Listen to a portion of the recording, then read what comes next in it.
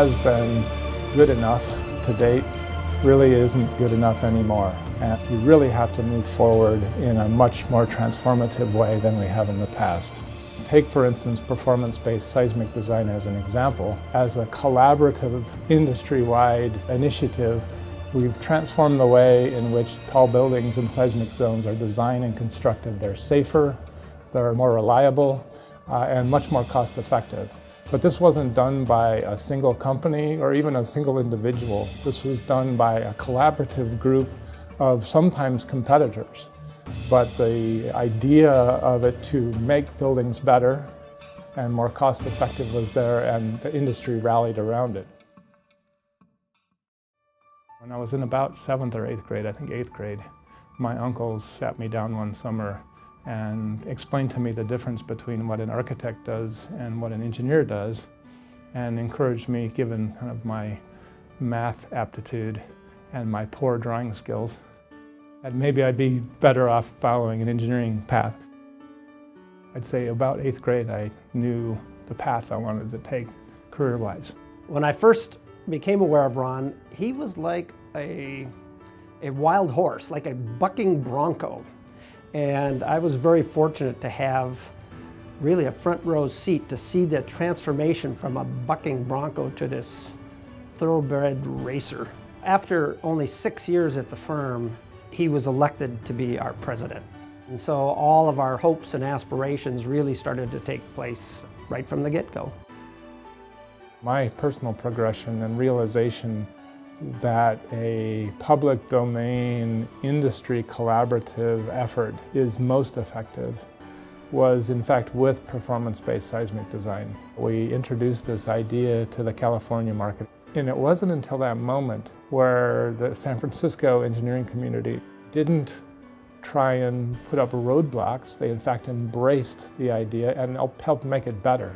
And it was through that collaboration of not competing against each other or trying to outdo each other with an idea, but taking an idea and together making it better.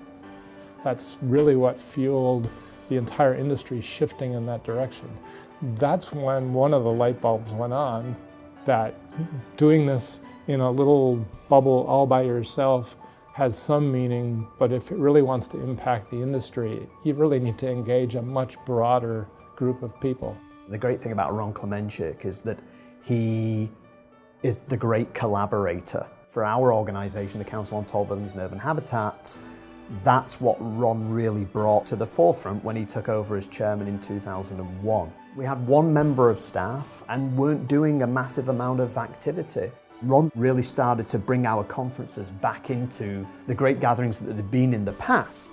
The whole discussion would be not just about the latest research, but what the future holds, where the industry needs to go. The mission of the Charles Pankow Foundation is to advance the state-of-the-art of architecture, engineering, and construction in the building sector in the United States. So in 2006, I was invited to join the advisory council for the Charles Pankow Foundation. I was so psyched up. I had all these ideas that had been rattling around in my head for many years, but really no outlet. And now there was a resource. There was a bucket of money that could fund research, and that's what its mission was. And so I recall at the first or second meeting holding up a piece of paper in the meeting saying, I have a big list of ideas. We just need to figure out which of these would be most impactful and most useful to the industry. The best way of saying it is he had more passion for innovation and more of an interest in helping us advance our vision and our mission than really anybody else we could identify. He did an incredible job, and we asked him to join the board. He's been really indispensable in what we've done since then.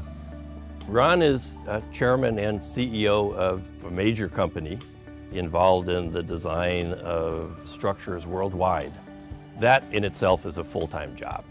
That he can find time to also manage this other seemingly full-time job as director of Pankow Foundation, being involved in building codes, participating personally in research is really impressive.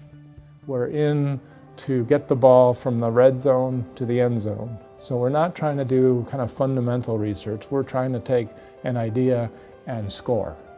We're trying to put it into practice to affect industry tomorrow, not 10 years from now, not 20 years from now. He's been able to put forward a vision to various funding agencies, and that has encouraged them to come to the table, impressively in ways that I haven't seen before. Through that process, he has not only increased the research pool, but he has brought these other organizations into the fold, which makes it much easier for these organizations to adopt the ideas that are being developed. When Ron came to me, requesting the opportunity to work on Rainier Square with a new performance-based design, which was a total new idea of building the core with plate steel filled with concrete. It was phenomenal, but a little scary. But he convinced me that this was the right thing to do, and the reality was it would save time.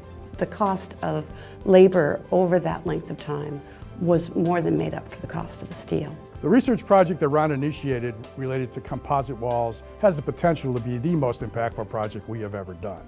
This core system represents a paradigm shift, a nonlinear leap in terms of advancement, and it will get people's attention. I think as a design community and a construction industry, we have to be open to new ideas. We tend to think in terms of what we do now and need us to consider new ways to do things. Ron's composite steel core concept for high-rise construction will be the standard from here on out. We've traditionally had steel buildings and concrete buildings. We're about ready to have a steel concrete composite, the best of both worlds. Ron has been a tireless advocate for research and advancing research and moving it into practice. His work with the Penco Foundation, as well as the foundation created within his own firm, has helped to advance that. In fact, ASC just signed an agreement this week with the Penco Foundation to develop a pre-standard on performance-based wind design. Ron's contribution to research in the AEC industry is extraordinary, and I classify Ron as truly an outlier. If structural engineering has a Steve Jobs, it could very well be Ron Klemencic. I'd like to offer my hearty congratulations on this special recognition of your accomplishments over the years and your contributions to the profession. I think you've helped us move forward immeasurably with your innovations and your willingness to step forward and try new technologies. I've enjoyed working with you the past 15 years and looking forward to many more years of doing that. Just keep doing what you're doing. Cheers, mate. Ron, I hope this doesn't make you uncomfortable, but you're a rock star.